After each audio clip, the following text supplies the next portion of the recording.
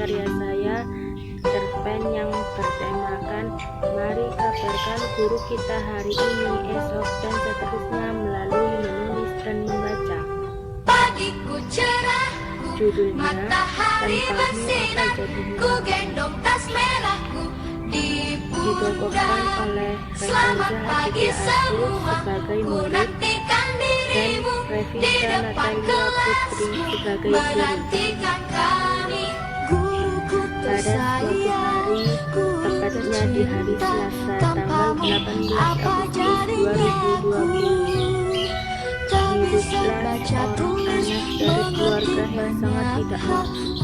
Anak itu ingin sekali bisa bersekolah, sama halnya seperti dengan anak-anak yang lainnya, tapi dia sadar kalau orang tuanya tidaklah mampu untuk membiayai sekolah. Dan sampai akhirnya anak itu bekerja keras agar dia bisa mengumpulkan uang buat biaya sekolahnya. Anak itu bernama Rekanza Aditya Asus yang biasa dipanggil Vanza. Dia bangun di pagi hari untuk mencari pekerjaan. Hari telah berlalu dan kini Vanza pun sudah mendapatkan pekerjaan di toko Bakerista. Dia rela bekerja pagi hingga malam dan hanya mendapatkan upah 200.000 per bulan. Hanya karena ia ingin sekali mengikuti sekolah. Walaupun demikian, Vanza tidaklah putus asa. Ia tetap semangat untuk menjalani kehidupannya sehari-hari. Setelah pulang dari toko pun, Vanza masih membantu kedua orang tuanya di rumah. Karena orang tua Vanza di rumah membuka usaha warung makan, tapi hasilnya dari jualan itu hanya cukup untuk kebutuhan makan sehari-harinya. Hari kini telah berlalu.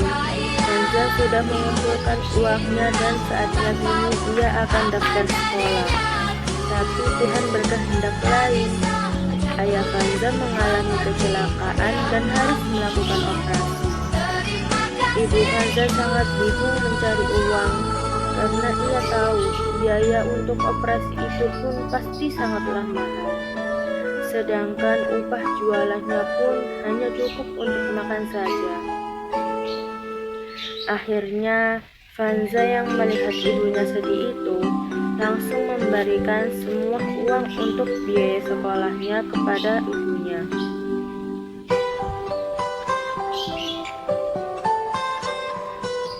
Saat ayah Vanza sedang melaksanakan operasi, Vanza sedang berduduk di sebuah kursi taman dekat rumah sakit.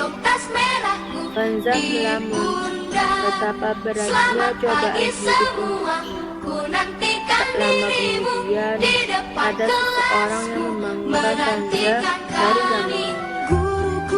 Namanya adalah Fisya. Fisya adalah seorang mahasiswa. Fisya tidak sengaja melihat Vanza yang sedang melamun. Akhirnya, dia mendekati dan mencoba untuk dekat dengan Vanza. Siapa tahu kalau mungkin Vanza membutuhkan teman untuk curhat. Setelah mereka berkenalan, Fisya bertanya pada Vanza, "Vanza, saya lihat tadi kamu sedang melamun ya, kamu ada masalah?"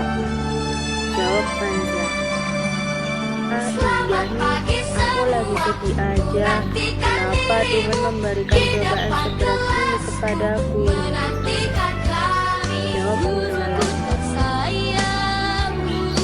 "Vanza, Tuhan tidak akan memberikan cobaan pada hambanya melalui batas kemampuan. Emangnya kamu ada masalah apa? Kamu boleh cerita, siapa tahu nanti saya akan memberikan masukan buat kamu."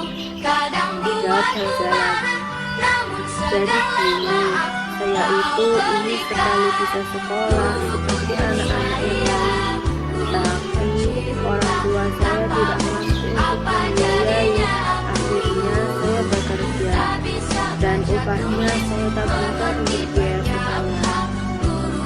Tapi saya sedih karena pas uang itu sudah mengumpul, ayah saya mengalami kecelakaan sampai harus dioperasi. Tapi kami tidak mempunyai uang untuk biaya operasinya. Saya tidak tega melihat ibu saya yang sedih terus setiap hari. Akhirnya saya ikhlas memberikan uang untuk sekolah saya kepada ibu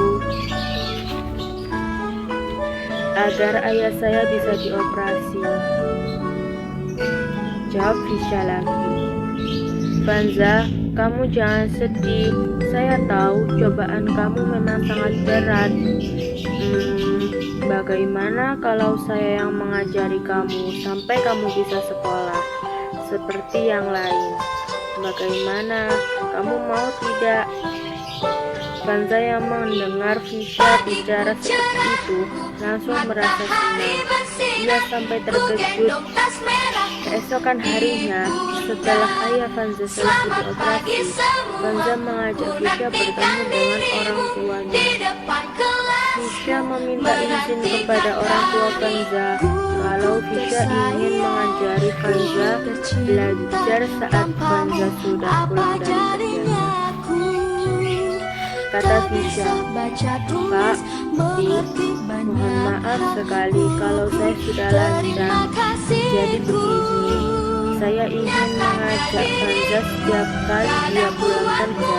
Saya akan mengajari Fanza belajar menulis, membaca, dan lain-lainnya. Ibu Fanza menjawab, tapi kami tidak mempunyai uang, nak. Jawab Fisya lagi. Pak, kalian tidak usah khawatirkan masalah biaya. Saya ikhlas kok mengajari Fanza. Dan lama-kelamaan akhirnya orang tua Fanza menyetujui ide dari Fisya. Hari demi hari telah berlalu. Setiap Fanza pulang dari bekerja, Fisya selalu mengajari Fanza. Dia mengajari Fanza dengan sangat sabar. Hari telah berlalu.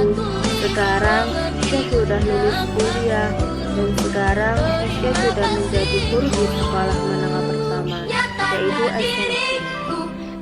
Dan Fanza pun juga sekarang sudah banyak perkembangannya. Yang dari awal dia tidak bisa apa-apa, sekarang dia bisa membaca, menulis, bahkan dia juga sudah pandai menghitung. Fanza memanglah anak yang pandai. Fisya pun juga mengajari Fanza dengan sangat sabar dan teliti, hingga Fanza bisa cepat memahaminya.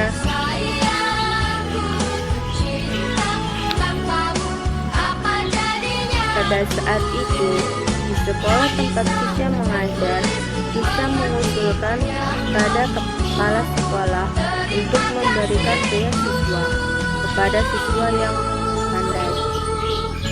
Dan kepala sekolah itu pun menyetujuinya. Dan pada saat itu juga, Fisya bicara kepada kepala sekolah itu mengenai tentang Fanza, anak yang selama ini dia ajari belajar. Lama-kelamaan, akhirnya kepala sekolah itu menyetujui pendapat Fisya, dan Fanza beserta orang tuanya dipanggil ke sekolah untuk menemui kepala sekolah. Keesokan harinya, mereka datang menemui kepala sekolah, dan ternyata Fanza dibuat terkejut oleh kepala sekolah itu. Fanza akhirnya bisa mendapatkan beasiswa sekolah gratis, dan itu pun juga karena Fisya. Mendengar berita itu, Fisya pun juga merasa senang karena anak yang selama ini dia bantu bisa melakukan sekolah yang layak seperti anak-anak yang lainnya. Fanza selalu mengucapkan beribu-ribu terima kasih.